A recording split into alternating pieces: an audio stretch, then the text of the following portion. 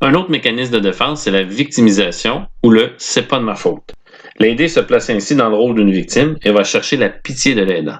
Il espère qu'avec cette pitié, l'aidant n'osera pas trop le confronter et le laissera ainsi tranquille.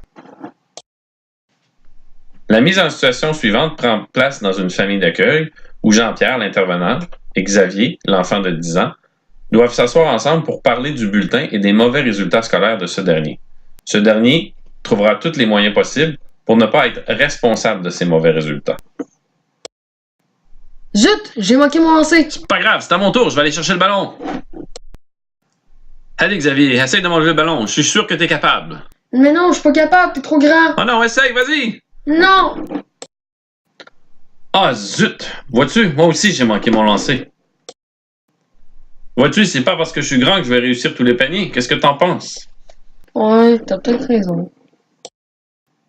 Dis-moi Xavier, on a reçu ton bulletin tantôt, j'aimerais ça qu'on puisse s'asseoir et en parler. Ouais, mais c'est pas ma faute, la personne à côté de moi me dérange. Parfait, on va s'asseoir, on va regarder ça ensemble, mais on pourrait aller au salon tantôt?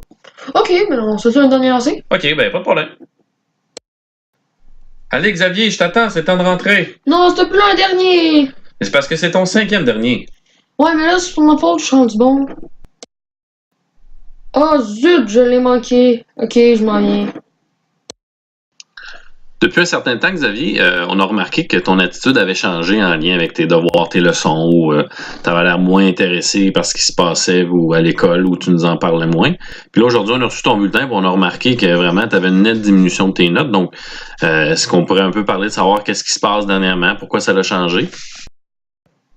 Mais tu sais, c'est pas de ma faute, là. Comme je te l'ai dit tantôt, la personne à côté de moi, elle arrête pas de me déranger.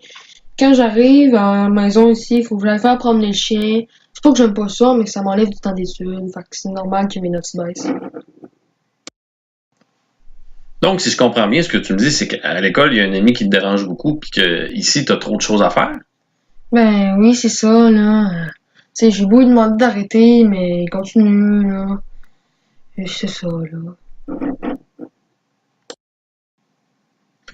Puis à la maison, dans le fond, ce que tu dis, c'est qu'on te demande trop de choses à faire. C'est-tu bien ça que je comprends? Ben oui, c'est sûr, là. C'est quand même tellement de choses à faire que je suis fatiguée, je suis épuisée, puis je trouve plus de temps pour faire mes devoirs et mes études.